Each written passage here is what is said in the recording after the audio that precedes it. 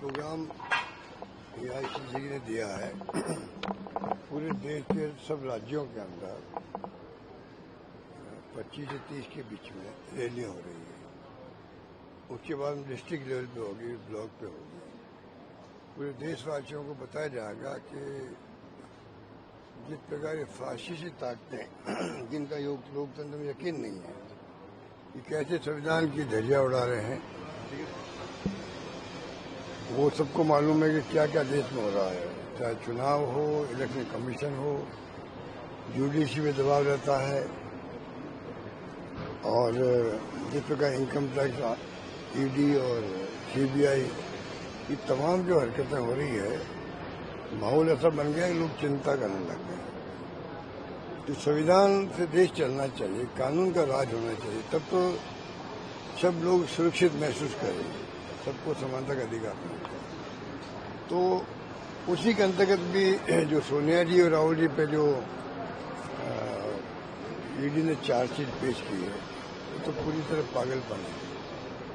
जो अखबार हमारा 90 साल पुराना अखबार है, हमारा खुद का नेशनल हेराल्ड, पंडित नेहरू ने शुरू किया। वो अखबार समय के साथ में आज़ादी की जंग में बहुत बड़ी भूमिका अदा करी। सबको गर्व है विरासत पर, नेशनल हेराल्ड की विरासत पर। समय के साथ में ऐसी स्थिति बन गई कि अखबार का वित्तीय प्रबंधन गड़बड़ गया, अखबार बंद करना पड़ा। वो कर्मचारी जो हैं उनको 10-10 साल तक, 12-12 साल तक सैलरी नहीं मिली। तो कांग्रेस ने वापस पुनर्जीवित करने का प्रयास किया।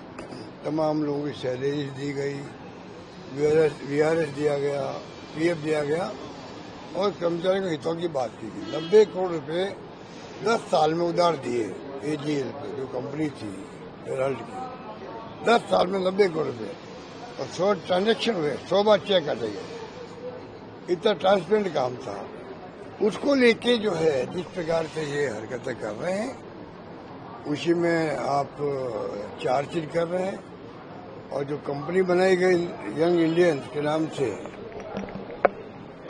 वो कंपनी नॉन प्रॉफिट कंपनी है, वो जिसमें कोई भी जो उसका डायरेक्टर है 1 रुपया ले नहीं सकता, कोई तरह का लाभ उठा नहीं सकता। नॉन प्रॉफिट कंपनी कहलाती है कानून के अंतर्गत। जो 2013 में अमेंडमेंट हुआ था, 1956 का कानून था पहले कंपनी लॉ का, धारा 25 थी। अब अमेंडमेंट हुआ 13 के अंदर, धारा 8 हो गई। उसके अंतर्गत कंपनी बनती है, उसमें कोई प्रॉफिट नहीं होता है। इनको मालूम है, सरकार को मालूम है कि ये कंपनी नॉन प्रॉफिट वाली है, तब भी उसको लेके इश्यू बना दिया गया और नया केस बना करके आपने चार्जशीट पेश कर दी।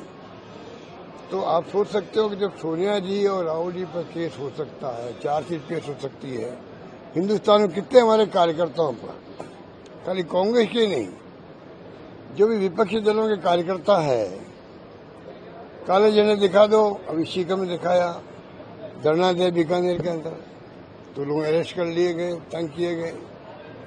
पूरे देश भर में लोग, पत्रकार हो, साहित्यकार हो, लेखक हो, पॉलिटिकल कार्यकर्ता हो, जो सरकार के विरोध में लिखेगा, जो उसको जेल जाना पड़ेगा। कितने लोग जेल में बैठे हुए हैं, किसी को मालूम है क्या? तो ये हालात जिस देश में हो गए हो, इसलिए संविधान बचाओ की रैलियां पूरे देश भर में हो रही है। जनता तक बात पहुंचाई जाएगी किस प्रकार की हरकतें ये फासिस्टी लोग कर रहे हैं, इनका मुकाबला किया जाएगा। आज पहलगाम में इतनी बड़ी घटना हुई है, पूरे देश एकजुट है, उनके साथ में है। ये मैसेज दिया गया है विपक्षी दलों द्वारा भी, तमाम लोग हम आपके साथ खड़े हैं।